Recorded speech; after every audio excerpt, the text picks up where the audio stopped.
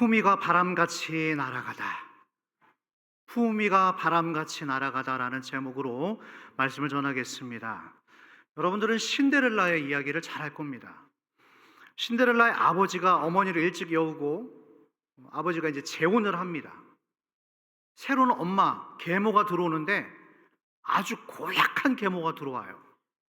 그 계모에게 두 딸이 있었는데 그 두 딸은 엄마보다 더 못된 딸들이에요. 이 세 여자들 밑에서 이 신데렐라가 아주 힘든 시간들을 보내죠. 온갖 구박과 차별받으면서도 불평 한마디 없이 자기 일들을 풀어가는 거예요. 그러자 이들의 심술이 날로 날로 더해집니다. 그러던 어느 날 그 왕궁의 왕자가 신부를 맞이하기 위해서 큰 성대한 무도회를 열어요. 신데렐라는 거기 가고 싶은 거예요. 그 왕자님을 자기도 만나보고 싶은 거예요. 그러나 이 못된 여자분 세 분이 방해합니다. 오히려 평상시보다 일을 더 가중하게 시키죠. 홀로 남았습니다. 그때 요정이 나타나요. 요정이 나타나서 이 천박꾸러기의 신데렐라를 완전한 공주로 바꿔놓는 거예요. 왕자님이 이 신데렐라를 보고 한눈에 반해버립니다. 그래서 왕자님을 만나 행복하게 아들, 딸 낳고 잘 살았더라. 이게 신데렐라 동화의 이야기입니다. 여러분, 이 신데렐라처럼 사람의 신분이 갑자기 바뀌는 것을 가리켜서 인생 역전이라고 말해요. 그래서 많은 사람들이 이 신데렐라와 같은 인생 역전의 꿈을 꾸고 있습니다. 그러나 죄송합니다만 꿈 깨십시오. 여자분들 실망한 눈초리가 그냥 가득하시네. 꿈 깨십시오. 이건 동화 이야기예요. 동화예요, 동화. 우리 인생이 이 동화처럼 해피니스한 그런 결말, 그런 역전만 오지 않습니다, 여러분. 두 종류의 인생 역전이 있는 거예요. 전반부에는 아주 어렵다가 가면 갈수록 잘 풀리는 그런 분들이 계십니다. 반대로 전반전에는 아주 여유롭게 흠잡을 것 없이 살다가 후반으로 가면 갈수록 꼬이는 거예요. 앞에는 어려웠지만 뒤에는 잘 풀리고, 또 어떤 사람들은 앞에는 잘 풀렸지만 뒤에서는 꼬이고, 만약 여러분들이 이 둘 중에 하나를 선택하신다면 어떤 걸 선택하시겠습니까? 저는 단언하건대 여러분들이 지금까지 어떤 삶을 경험해 오셨는지 모르겠지만 이후의 삶이 잘 풀어지기를 축원합니다. 아멘 하신 분들만 축원합니다. 여러분들의 자녀들, 가정과 사업과 일터의 모든 환경들이 이후에 잘 열어지기를 축원합니다.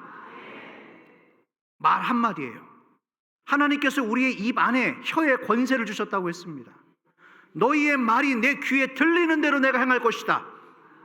우리의 상황이 나아지지 않았지만 똑같지만 이런 희망과 기대감을 품고 이 말씀을 내게 듣는 것, 아니 내 자신에게 주는 것, 이런 우리의 자세를 하나님이 너무나 기뻐하시는 거예요. 오늘 내게 주시는 이 말씀 앞에서 내가 아멘이라고 믿음으로 반응하는 것, 그게 예배입니다, 여러분. 참된 예배자가 되시기를 축복합니다. 오늘 본문의 주인공은요, 욥이에요.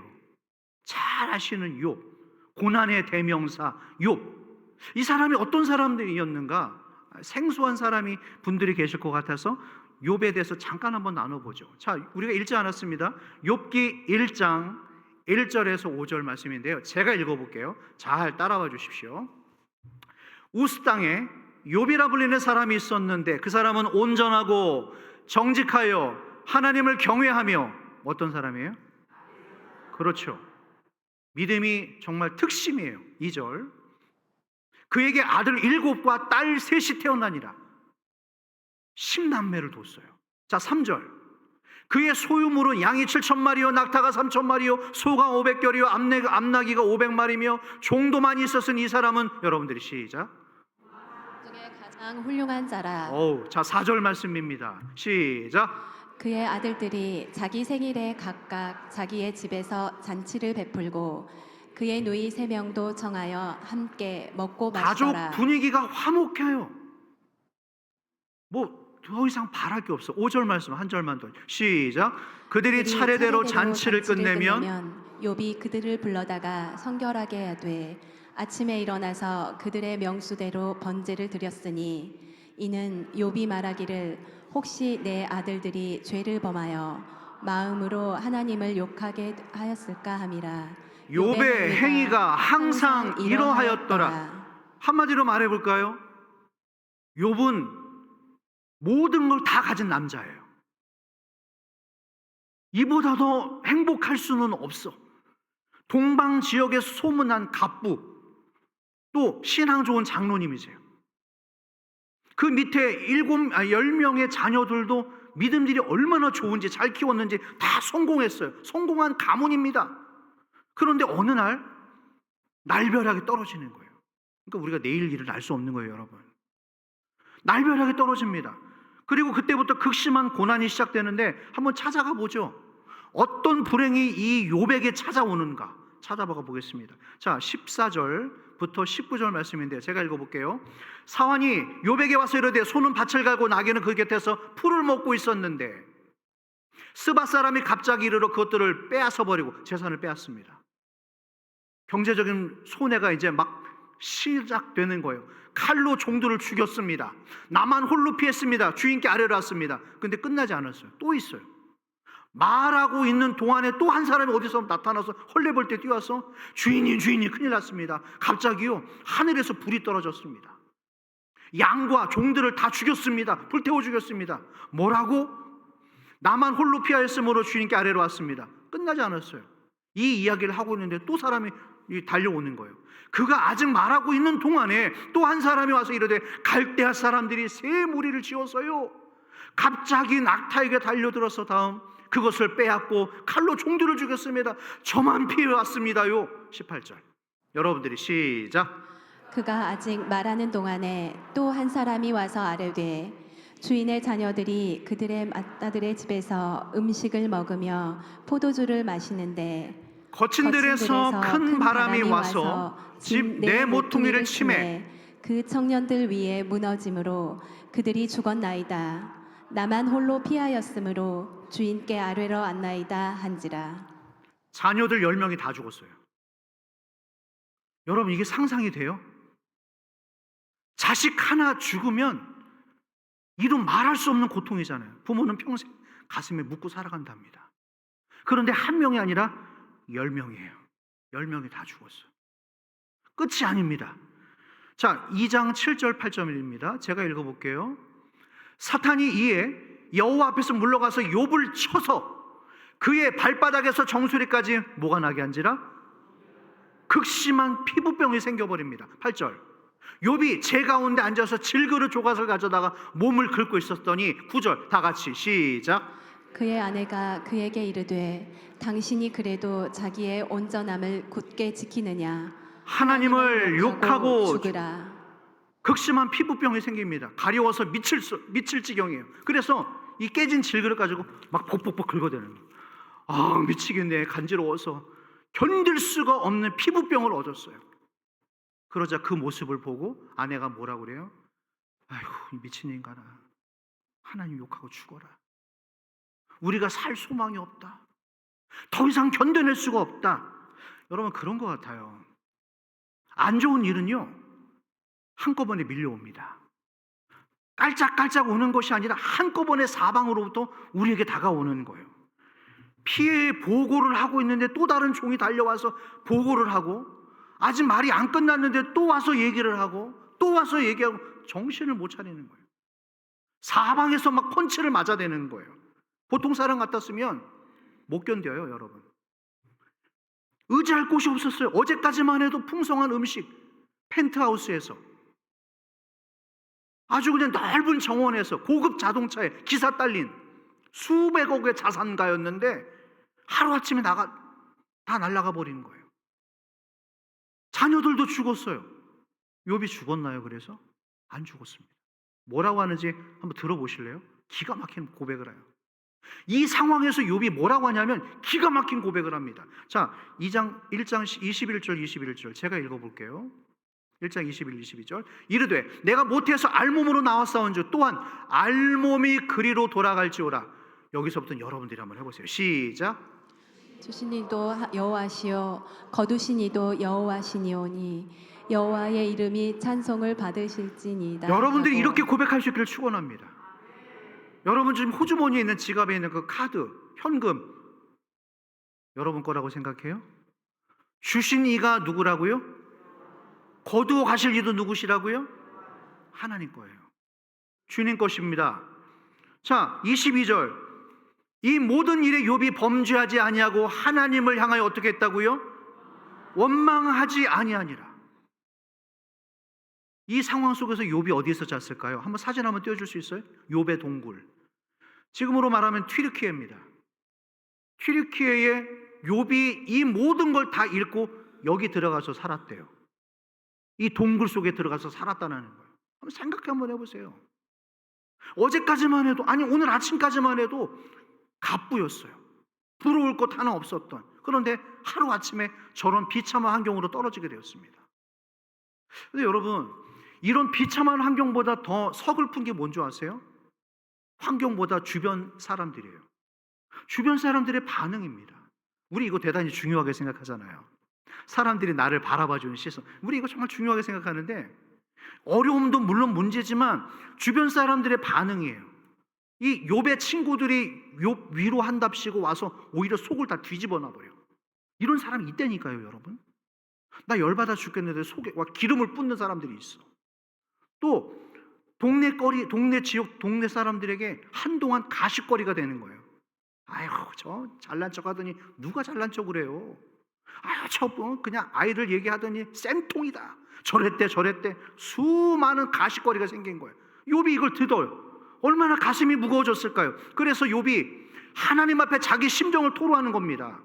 30장 1절 말씀입니다. 뭐라고 합니까? 다 같이 시작. 그러나 이제는 나보다 젊은 자들이 나를 비웃는구나. 그들의 아비들은 내가 보기에 내 양떼를 지키는 개 중에도 둘만하지 못한 자들이다. 말씀 좀 잠깐 띄워주십시오. 욥이 뭐라고 하냐면, 내가 이런 신세가 되고 나니까 저 젊은 것들이, 옛날에는 내 앞에서 아무것도 못했던 애들이 와서 나를 비웃기 시작하는구나. 야, 이 녀석들아, 네 아버지 내 밑에서 뭐 했는 줄 알아?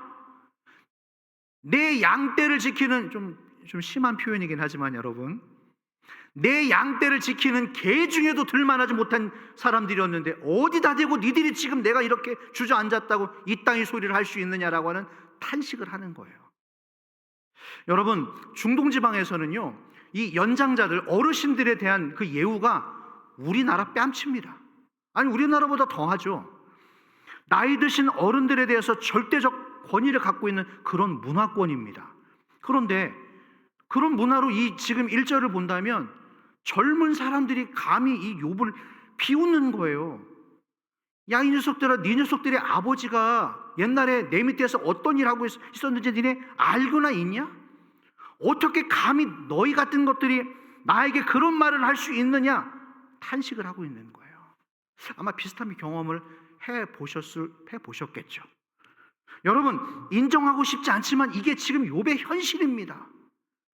예전에는 뭐 이런 말 하잖아요. 내가 사장이었고 부하 직원 몇 명이 있었고 말이야, 내 연봉이 얼마고 내 재산이 어떻게 되고, 그거 다 필요 없어요. 여러분, 자꾸 옛날 얘기를 하시는 분들이 계시는데 그 옛날 얘기 다 필요 없습니다. 지금이에요. 그래서 지금 하나님 앞에서 무엇을 하고 있느냐라는 것 한번 우리 자신들에게 한번 던져볼까요? 오늘 여기 계시는 우리 청년들, 젊은 세대에게 정말 강권합니다. 현실을 제대로 보십시오. 돈 아껴 쓰십시오. 흥청망청 쓸 때가 아니에요. 게임에 빠져 있을 때가 아니에요. 여러분, 지금은 다가오는 이미 온 흉년과 풍년을 우리는 준비해야 될 줄로 믿습니다. 오늘 여러분들 지금 무엇을 하고 있는지 살펴보셔야 돼요. 냉철하게 분별해야 됩니다. 욥은 이 사회에서 가장 존경받는 높은 위치에 있다가 하루아침에 나락으로 떨어져 버렸어요. 실제로 이런 사람이 있죠. 그 옛날 루마니아의 독재자 니콜라이 차우세스쿠라고 하는 부부가 있었습니다. 여러분, 이 부부가 왜 악명이 높냐면 1965년부터 1989년까지 이 사람들이 24년간 루마니아의 독재 정치를 합니다. 사진 한번 보여주십시오. 얼굴 한번 보여드릴게요. 자, 이 사람들이에요. 24년간 루마니아의 독재 정치를 펼쳤던, 이 사람들이 루마니아의 공산주의화 시켰던 장본인들이고, 국민들을 탄압하고 여론 탄압하고, 이 기간 때 나라의 경제가 기울어 버립니다. 그때 이 사람이 뭐 하고 있었는가? 또 하나 사진 보여주십시오. 이 북한에도 갔잖아요. 김일성입니다. 1978년에 그 평양 모란봉에서 우호 집회를 해요. 이 북한과 루마니아가 서로 좋아했던 사람들이에요. 이 사람들이. 국민들의 고통은 이 기간 때 가중되어져 가는데 관심이 없었어요. 특히 이 아내가 엄청난 사치를 누렸다는데, 이 아내가 찾던 손목시계가 얼마인 줄 아세요, 여러분? $1 밀리언, 100만 달러. 그러니까 환산하면 14억입니다. 14억. 14억 손목시계 차고 오신 분들. 좀 친하게 지내고 싶어서 14억 손목시계 차고 계신 분들. 여러분, 수십 개의 다이아몬드 보석을 수집하는 취미가 있었대요. 다 죽어가는데. 이 저택, 이 사람들이 살던 저택, 프레지덴셜 궁전, 여기에 1100개의 방이 있습니다. 뭐 우린 놀라지도 않아요. 우리 대단합니다. 1100개 방이 있고 18개 수영장이 있어요. 그리고 화장실과 벽에는 온통 순금으로 치장을 했답니다. 대충 짐작되시죠? 무소불위의 권력을 가졌던 사람이에요. 이 사람들 결말이 어떻게 됐는가? 1989년 12월에 총살을 당합니다. 같은 자리에서, 같은 날에, 같은 시간에 이 두 부부를 총살 해서 죽여요. 그런데 일화가 있죠. 마지막으로 죽기 전에 이 여자가 뭐라고 하고 죽었는지 알아요? 총을 맞았는지 아세요? 엿먹어라. 이 말을 하고 죽었대요. 그러니까 악명 높은 거예요. 이 사람들은 인과응보입니다. 자기들이 벌인 대로 벌을 받는 거예요. 그러나 욥은 아니에요. 결이 다른 사람입니다. 뭔가 비리를 저질러서 잘못할 만해서 그렇게 이렇게 고통을 지나는 게 아니라 시험을 치러가고 있는 겁니다. 시험 기간을 지나가고 있는 거예요. 그런데 이건 너무한 거예요. 가정이 산산조각 나고 자녀들이 죽고 부도 나고 그야말로 모든 불행에 다 휩싸였습니다. 그러니까 이런 불행을 겪어보지 않은 사람은, 자녀를 잃어보지 않은 사람은 이걸 모르는 거예요. 자, 그래서 9절 10절 뭐라고 합니까? 한번 읽어보겠습니다. 시작. 이제는 그들이 나를 노래로 조롱하며 내가 그들의 놀림거리가 되었으며 그들이 나를 미워하여 멀리하고 서슴지 않고 내 얼굴에 침을 뱉는도다. 우리가 이런 조롱을 당한다고 하면 생각해 보십시오. 나를 놀리는 노래를 만들어서 동네에서 막 애들이 막 불러다니고, 나병 환자 보는 것처럼 지나갈 때 얼굴에 침을 뱉는다? 아니, 왜 이런 수모를 겪어야 되냐라는 거예요. 욥은 멘탈이 대단합니다. 보통 사람 같았으면 진작에 무너졌죠. 그러나 이 멘탈은 무너지지 않아요. 이 시대 우리에게, 이 어려운 시대를 살아가는 저와 여러분들에게 이런 멘탈이 필요합니다. 조금만 손해보고 조금만 서운하면 교회 안 온다고 하고, 목사 얼굴 안 본다고 하고, 삐지고 돌아서고. 아니요. 만약 욥이 이런 유리 멘탈을 가졌었다면 진작에 죽었습니다.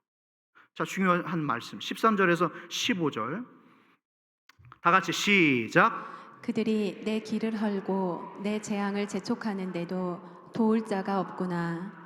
그들은 성을 파괴하고 그 파괴한 가운데로 몰려드는 것 같이 내게로 달려든. 제가 달려드니. 읽을게요. 순식간에 공포가 나를 에워싸고 그들이 내 품위를 바람같이 날려버리니. 남자분들 잘 들으십시오.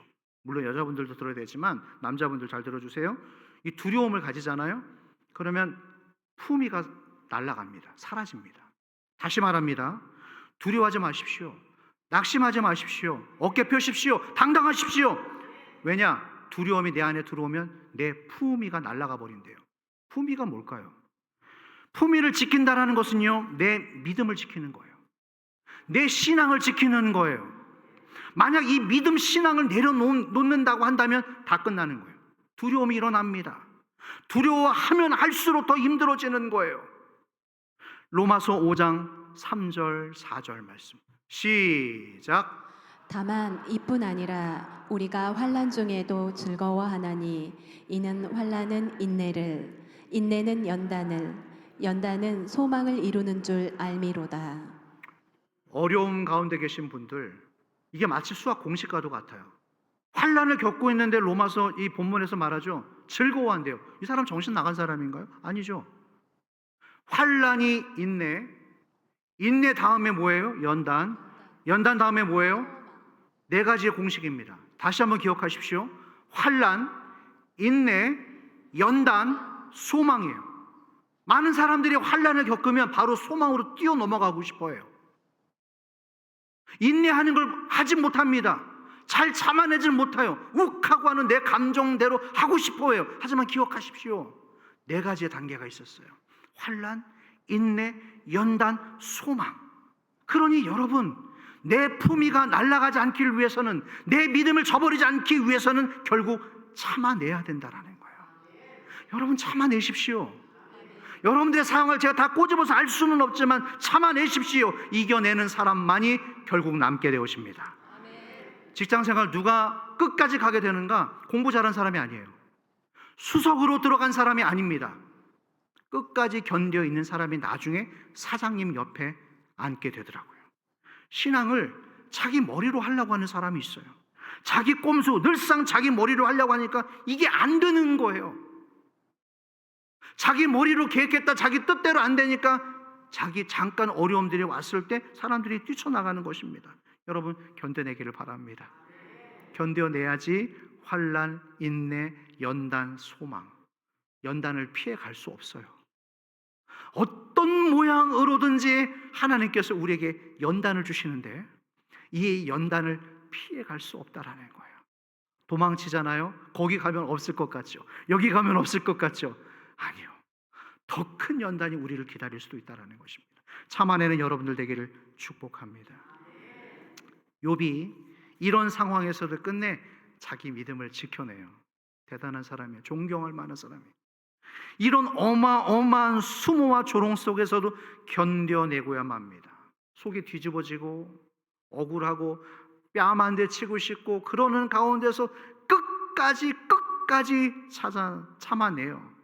물론 중간에 원망도 하고 불평도 했지만 이겨냅니다.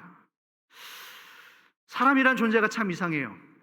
이렇게 마지막까지 내려가잖아요. 욥같이 잃을 것이 없는 지경에 되면 이상하게 그때부터 하나님을 찾게 되어집니다. 우리는 참 교만하죠. 우리가 뭔가 한 가닥 의지할 것이 있으면 그때 하나님을 의지하지 않습니다. 그렇게 폭풍우를 맞아가고 고난을 맞아가면서도 내가 의지하는 뭔가 하나가 남아있다면 그것을 의지하지 하나님을 의지하지 않는다라는 거예요. 그러나 하나님께서 우리를 아시고 그 한 가닥을 사정없이 꺾어버리십니다. 그냥 잿더미 위에 때로는 앉게 만드신다는 거예요. 왜요? 우리를 사랑하셔서 당신을 바라보기까지, 우리를 굴복할 때까지 그 구속으로 몰아가신다는 거예요. 그때 여러분 인내하십시오. 뛰쳐나가지 마십시오. 포기하지 마십시오. 내 품위를 날려버리지 마십시오. 은혜의 말씀을 붙들기를 원합니다. 바로 거기서부터 시작하는 거예요. 자, 욥이 어떻게 역전되어지는가 한번 볼까요? 그리고 우리 마칠까요? 자, 욥의 역전을 한번 보겠습니다. 42장 10절 말씀입니다. 다 같이 시작. 욥이 그의 친구들을 위하여 기도할 때 여호와께서 욥의 곤경을 돌이키시고 여호와께서 욥에게 이전 모든 소유보다 갑절이나 주신지라. 말씀 띄워주십시오. 이것이 바로 우리가 서두에 말했던 인생 역전입니다. 우리가 바로 원하는 이상적인 역전. 이전에도 잘 됐고 중간에 어려웠지만 노년이 어때요? 소유보다 이전보다 어떻게 됐다고요? 갑절에는 이 은혜입니다. 취하십시오. 오늘 이 말씀을 여기다 집어넣으십시오. 이전 것 다 잊어버리시고 내 노년의 삶, 우리 자녀들의 이후의 삶, 비록 지금 불투명하지만, 비록 잘 보이지 않지만, 막혀있지만, 요즘 경기가 너무 침체되어 있지만 잘 될 거예요. 우리는 근거 없는 소망의 확신을 갖고 있는 사람들이 아닙니다. 이 말씀을 의지하는 거예요. 이전보다 갑절이 되었더라. 할렐루야, 할렐루야. 마지막 16절 17절 마지막 장입니다. 16절 17절 시작.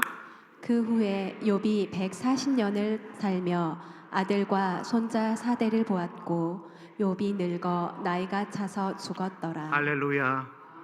이런 은혜가 있기를 축원합니다.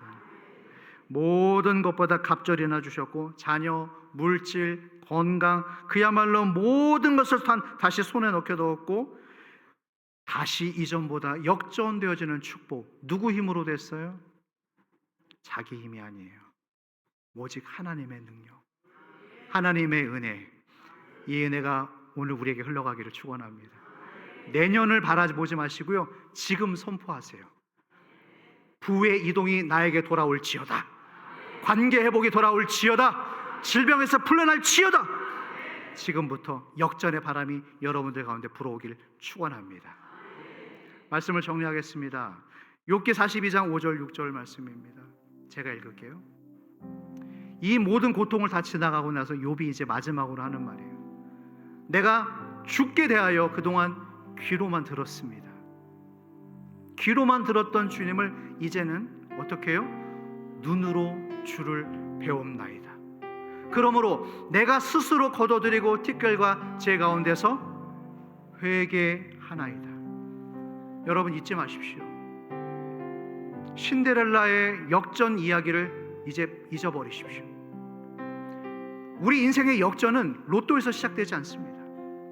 뭔가 대단한 것부터 시작되는 것이 아니라 이 욥의 마지막 고백, 이제는 내가 내 눈으로 하나님을 배움나이다. 내가 내 눈으로 당신을 만납니다 라고 하는 믿음에서부터 우리의 인생의 역전이 시작된다라는 거예요. 주변을 돌아보십시오. 아직도 우리는 막혀 있습니다. 내일도 어려운 일이 찾아올 수 있어요. 여전히 아이들이 말썽을 속이고 있습니다. 내 건강이 좋지 않아요. 그러나 인간의 눈으로 바라보지 마시고 믿음의 눈을 여십시오. 믿음의 눈으로 사방을 바라보십시오. 그리고 하나님을 바라보십시오. 거기서부터 역전이 시작되는 거예요. 새바람이 불어오기를 축원합니다. 힘과 용기를 내시기를 주의 이름으로 축원합니다. 오늘 대림절 첫 번째 주일 우리에게 주시는 말씀, 이 하나님과의 관계를 회복하시고 이 십자가에서부터 시작하는 여러분들 가운데 놀라운 역전의 바람이 불어가시기를 축원합니다. 축원합니다. 찬양하십시다. 우리 마음을 담아서 이 찬양 드리며 고백하겠습니다. 하나님 한 번도 나를, 하나님 한 번도 나를 실망시킨 적 없으시고 언제나 공평과 은혜로, 언제나 공평과 은혜 나를 지키셨네. 나를 지키셨네. 다시 한번 하나님 한 번도 나를, 하나님 한 번도 나를 실망시킨 적 없으시고, 실망시킨 적 없으시고, 아멘. 언제나 공평과 은혜로 나를 지키셨네. 다 같이 고백하십시다. 오 신실하신 주,